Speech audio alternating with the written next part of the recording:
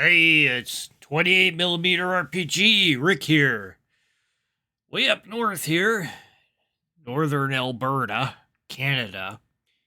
It is currently minus 45 out there, which in Celsius that is equal to minus 50.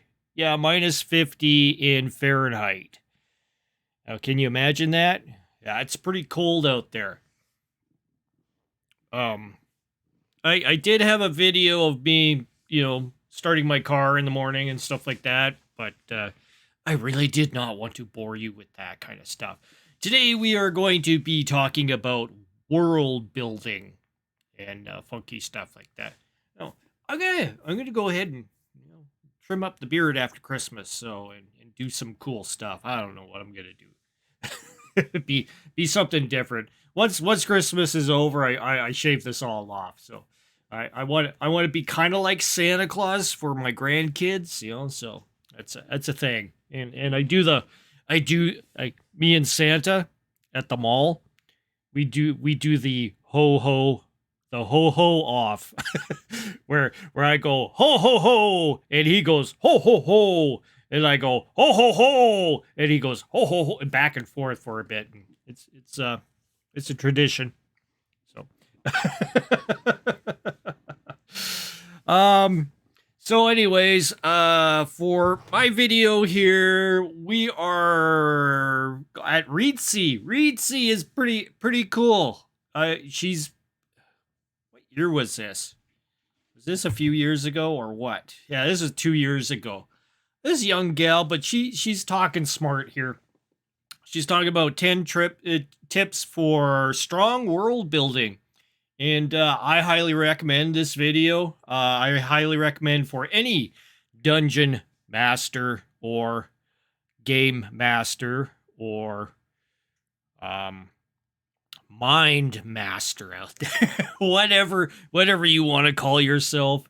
Um, I recommend watching a lot of these videos on people giving tips and tricks. Some of them are kind of but this gal here has some really good advice. So let's go through her video, and like I say, go check out this channel called Reedsy.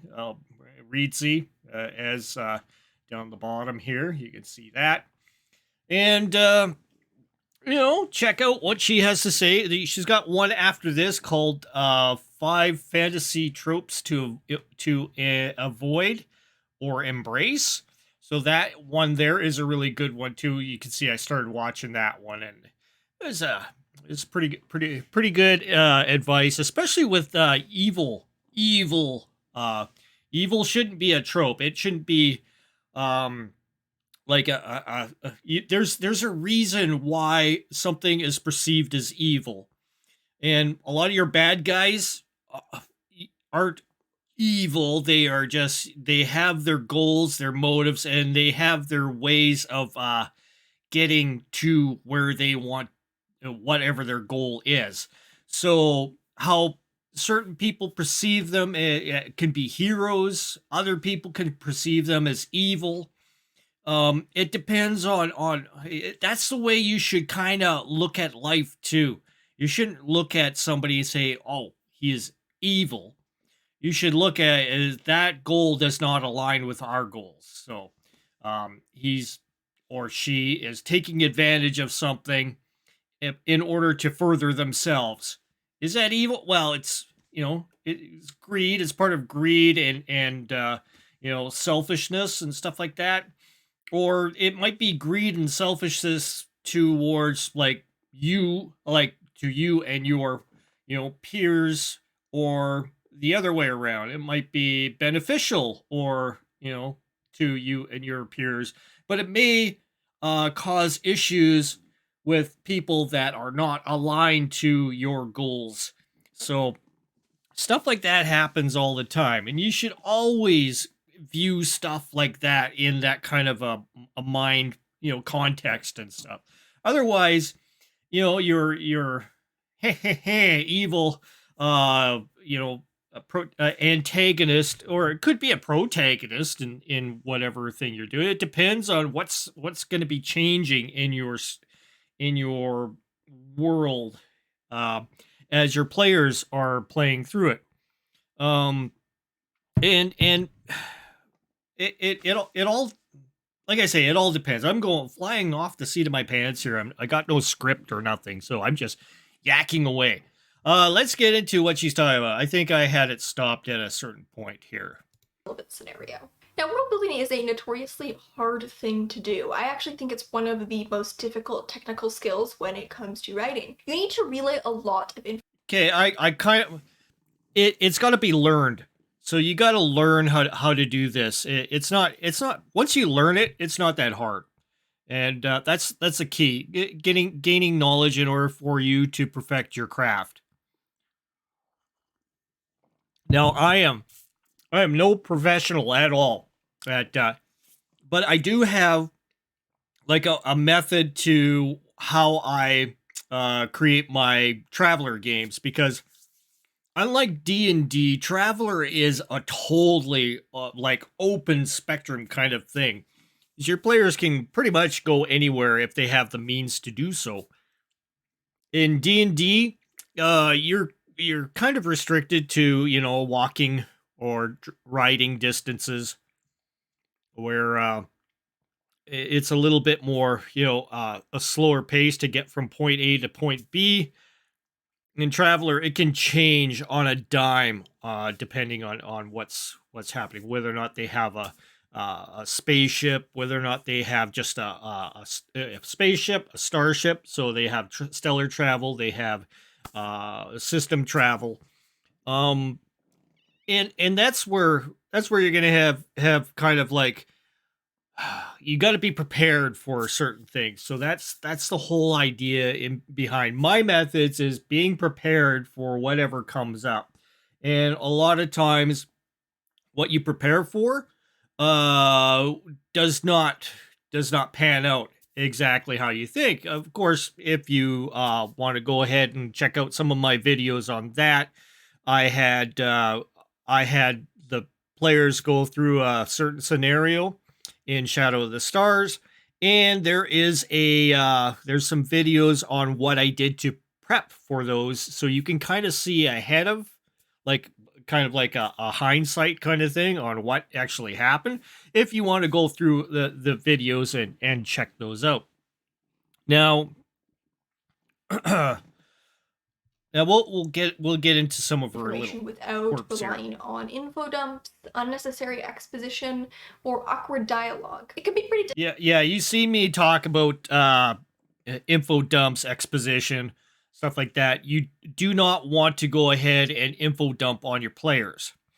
You want to give them bits of pertinent information during gameplay, but not as info dumps. You want it to occur naturally. So if the players are going to a planet, you're not going to info dump. Oh well, this planet has this, and this, and this. You can have, for instance, if the player is bringing up a library entry, you can give him or her a little bit of information on what they know, from what this article says on their computer, and so be it. Like, but it's not entirely gonna, sometimes information like that is not accurate. Sometimes library, it can be like the person that rules that world might decide, oh, I yeah, there's some sketchy kind of things going on here, but I don't want that to be known, so I'll pay off the travelers aid society, and have only good things being said about my planet, and the system that it entails. You can have that. There, people don't like bad things being said about them. So usually a lot of that stuff is left out intentionally. So try to keep that in mind when you're writing up something that could be library log of the system or something like that, and use it to eh, like you can make something sound like it's a cool kind of fun theme park kind of a place like Disney. It's a Disney World. It's where everybody goes to visit and relax and chill out, and in the meantime there's something could be going on in the background of that planet, which is could be real horrifying.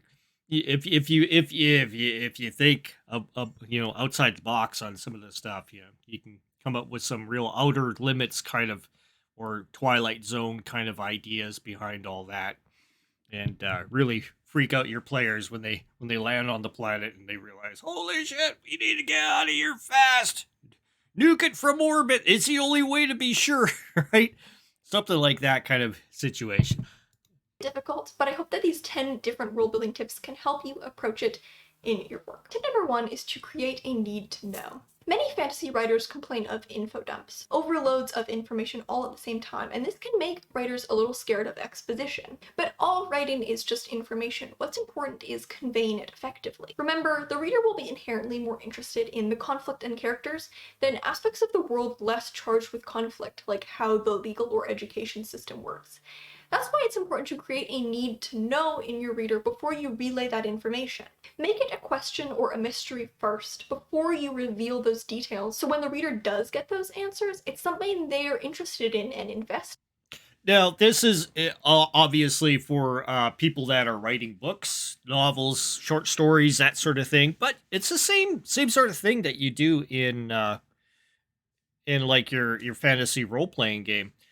So once again, like I say, you don't want to info dump. You just want to bring out the pertinent information, and it's always cool to have it as little surprising aspects once they get onto the planet and they discover, oh, this isn't exactly Disney World kind of stuff. There's something going on here, and we're seeing some of the say that they go into the starport, and then suddenly they see one ship being towed away, off on one of the, that's kind of a signal. Oh, something's actually the people who own that ship have disappeared on their visit, and they've been disappeared. So therefore, they're taking the ship. They're going to go ahead and grind off all the serial numbers and everything, reprogram the computer and all that kind of stuff, and then they're going to go ahead and take that ship and take it to the black market and resell it. So it's kind of a big kind of scam, some sort of plot that is going on in the background.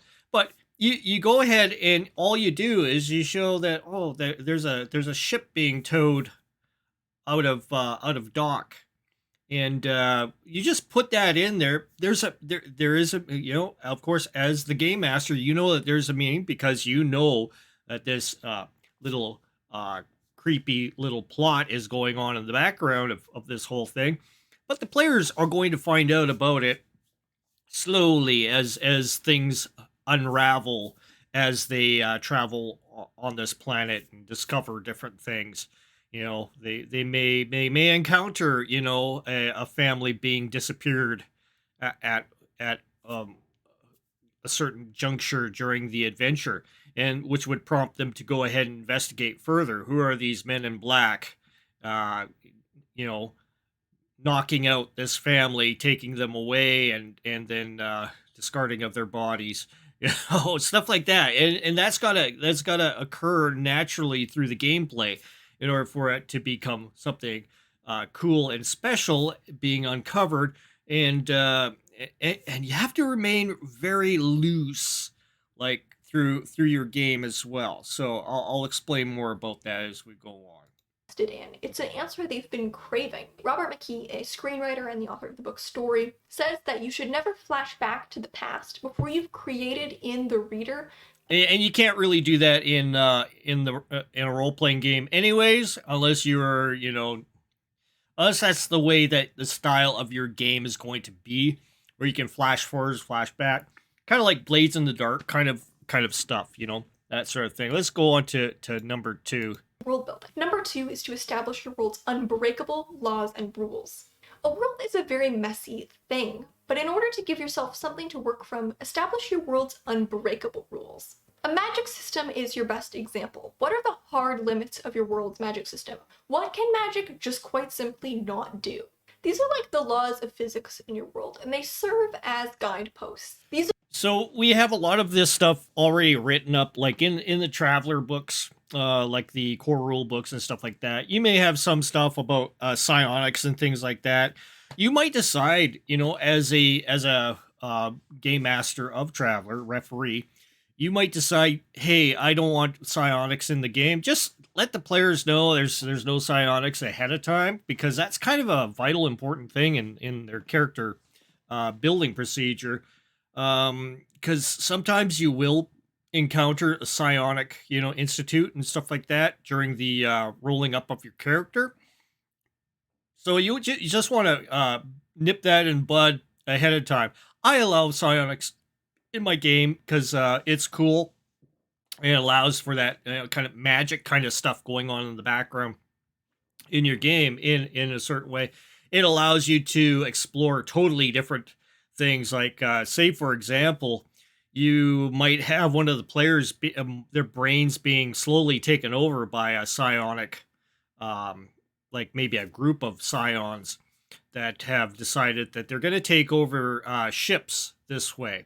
And the way that they do it is they impress upon the players' brains, an idea that, hey, okay, you're flying a ship and you're flying it to a certain destination, and then they take over and they make the player go ahead and have the ship being rerouted to a different destination.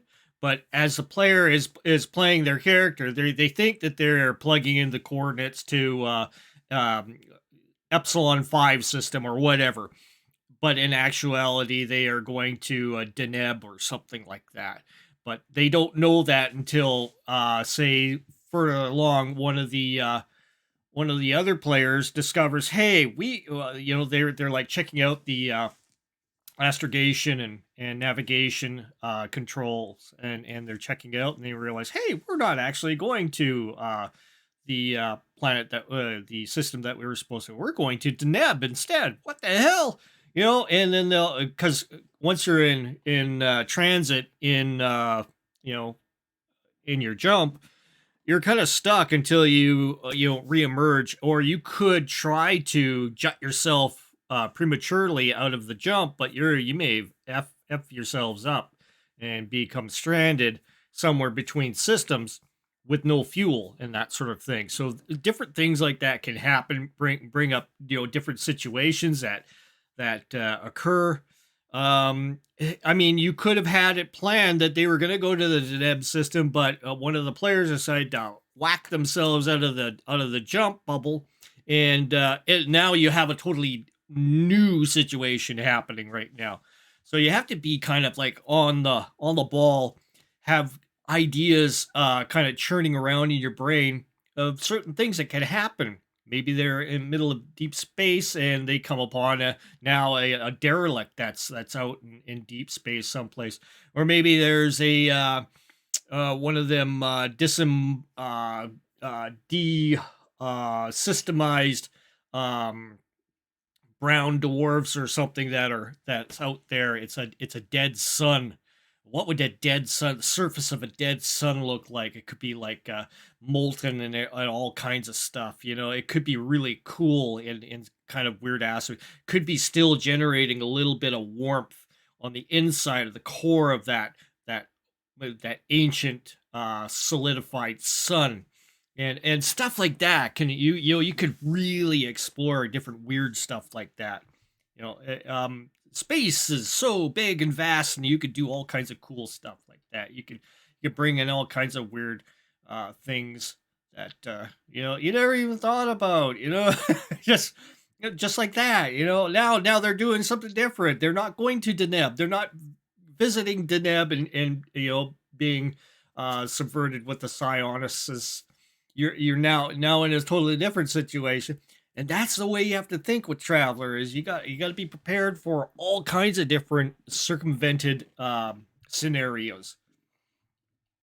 Let's go to next part here. Of course, we're lagging along. Come on, give me a sign. Give me a sign. Feel a little fluffy, and the reader will lose faith in it.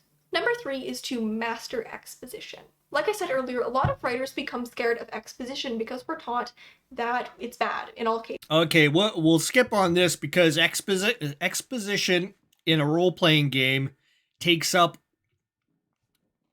too much time, especially when you only have like say 2 or 3 hours to game with your friends or with your group. You want to be able to do as much stuff as you can possibly within that time frame.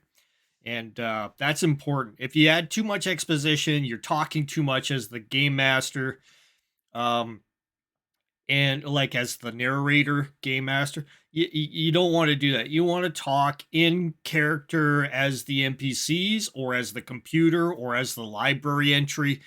You don't want to be yakking as the narrator, giving everybody a sense of what's happening here. Number 4, use the story itself to show rather than tell. Showing versus telling is kind of one of the key tenets of good writing, and it certainly applies to world building. Like I just said, you only want to rely on exposition when necessary, and your best tool for world building is going to be showing. This is the difference. This is totally correct, and that's the way that you should be doing any kind of thing. Like for instance, that dead sun I was talking about. It could be just a big molten planetoid that they see, and they're like, "What the hell is that?" You don't tell them it's a dead sun until they go ahead and they investigate further. They do tests. They go ahead and check things out and make their journal entries on their ship, as they explore this thing. And they're checking things out, and they're then suddenly one of the players realizes through their own analysis that, hey, this is a dead sun, and or they may never know what it actually was. So that could also happen as well. They could just encounter this thing. There could be it's been around for millennia, floating around in space. There could be a whole ecosystem of different things living on that dead sun on the surface. Stuff could be thriving on there. Who knows? It could have been invaded on by something else that accidentally encountered this dead sun, and they decided to live there and thrive and you know uh, kind of compete against the natural ecology that has been growing on this dead sun.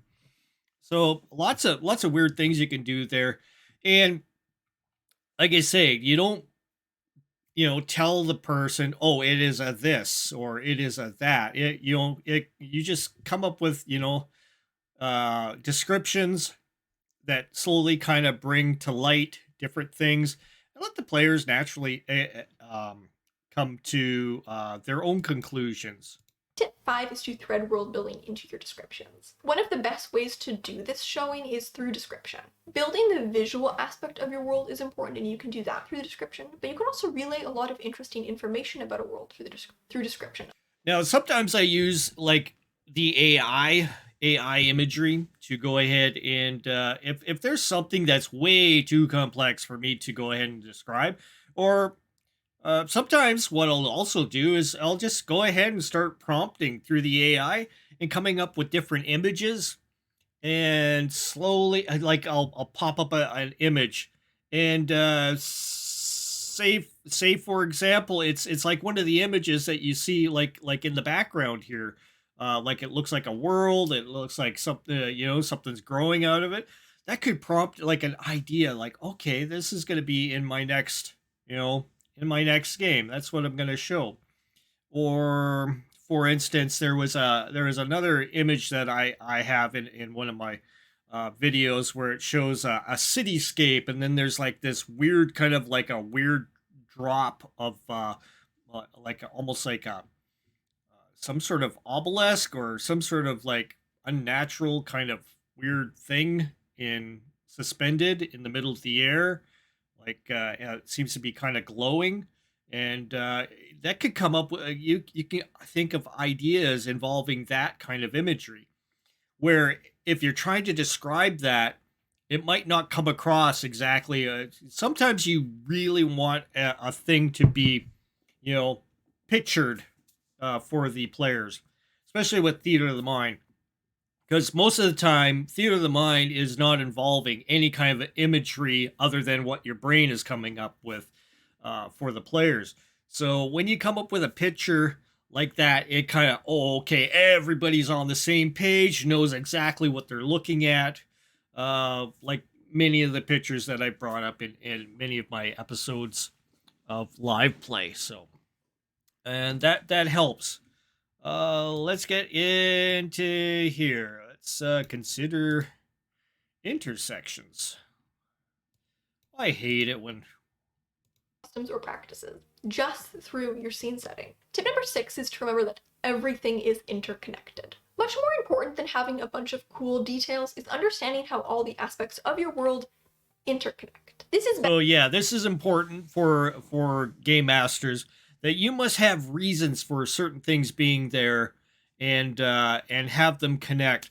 Sometimes there are things that like if you go off track, like for instance, they were supposed to go to the nab, they were supposed to, encounter these psychics taking over, that kind of gets kind of pushed to the side. Now they're dealing with this planetoid sun, and they're exploring that, and trying to get fuel in order to get their ship back into functioning so that they can go ahead and continue jumping to the correct position that they need to go to.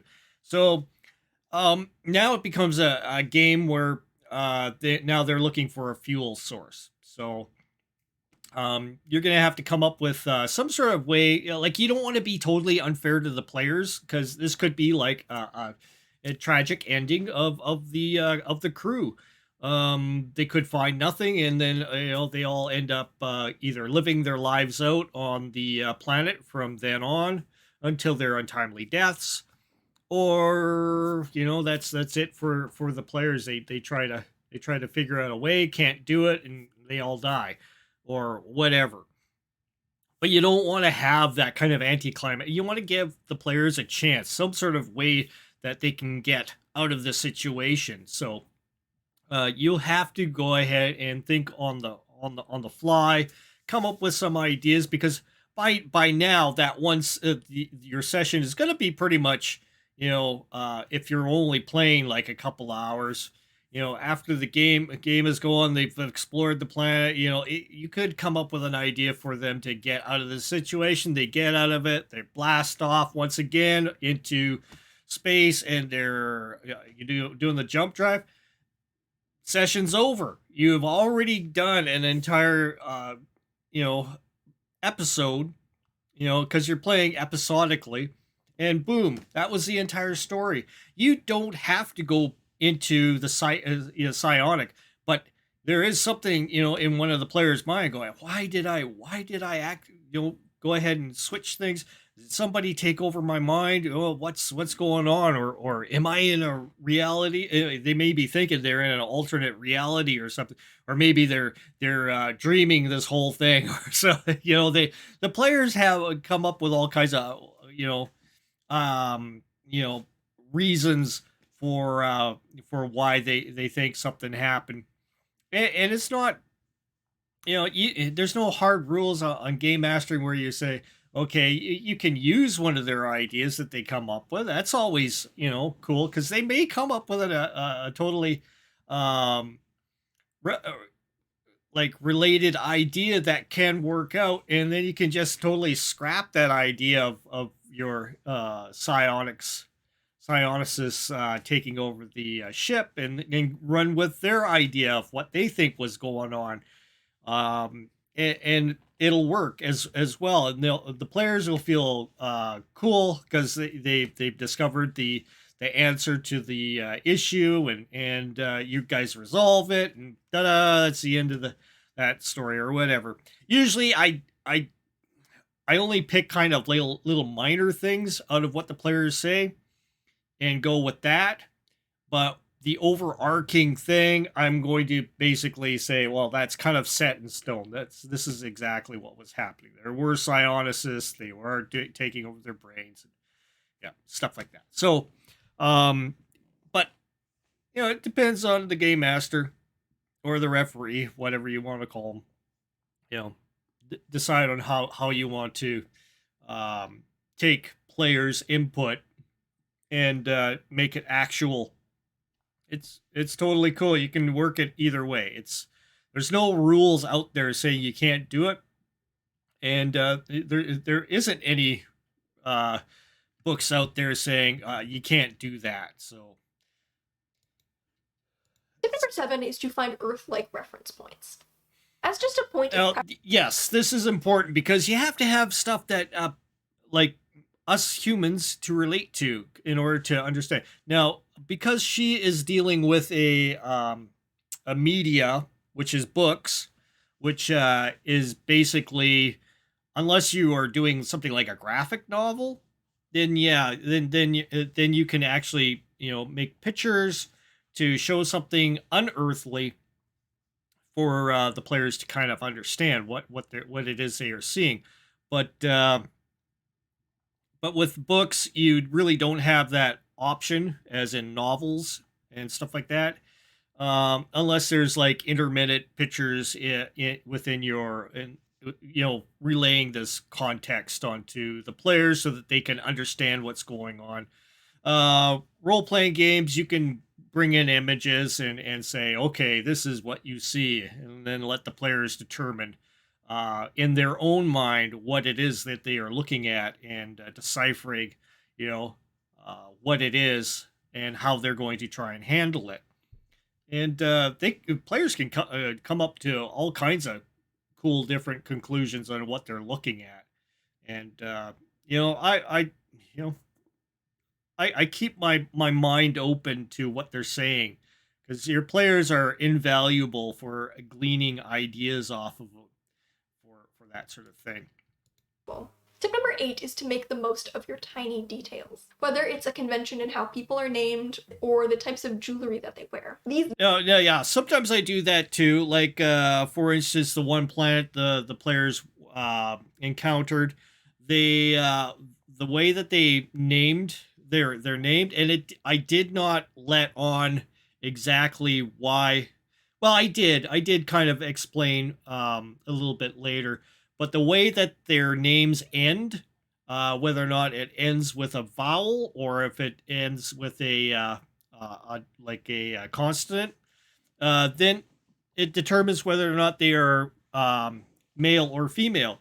Because when when one of the players said their name, they were like, "So you are female?" Kind of, but it was a male because their name ended with an E instead of like Rye. It sounds like an I at the end. So the society they encountered was like, "Is this guy female?" We're kind of confused. What's going on here?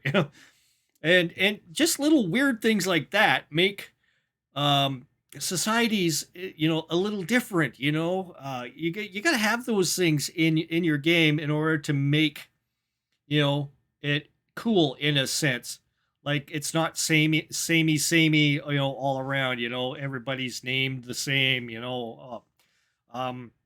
Stuff like that. You got to have cool little details like that you bring up in your game that make it interesting.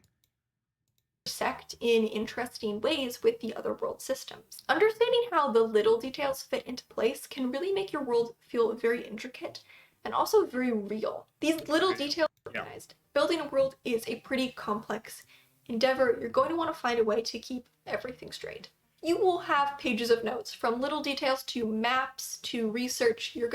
That's true. And as a game master, yeah, definitely want to have like a some sort of way of keeping your notes together, I always go with these. I say these the arc system. So the pages pull out, and you can just write your notes in. You can take pages from, say, a smaller arc notebook, and like this one here. So this is a smaller version of the bigger book, like so. And I can tear out these pages and put them inside this bigger black book, and have these notes floating around in my um, within my notes. So notes within your notes that you can kind of float from page to page. Usually I put stuff on the smaller book, stuff like the player's stats, their skills, all the pertinent stuff like that. So I can tear out that page and put it in the rings of the binder here where I need it to be. And all that information is, integral to how you conduct your game and how you keep your notes all together. So that I find invaluable. You're all intelligent game masters out there. You figure out your own ways of collecting notes. Some people will use like OneNote and stuff like that, and put all their notes together and like on a computer. So have all their notes ready for whatever they're doing, and that's cool as well. So yeah, staying organized is always important. Sometimes I miss on this. You might notice I forget a name or something that I didn't write down on the little sheet. I'm like, oh, where's that note? Because the players will come up with, they'll re-encounter somebody that, and you're like, damn, what was their name again? And me, I'm getting old, so my brain kind of like craps out every once in a while. I'm like, uh, forget that name, forget that name. It's right on the edge of my tongue. That happens to me a lot. So, um, so you better watch my stuff, because eventually I'm going to become old and senile, and you won't get nothing out of me. So, but yeah, so check out this gal. She's pretty awesome. She's got some really good. Like I say, she's got some really good uh, information there. She's got lots of subscribers, so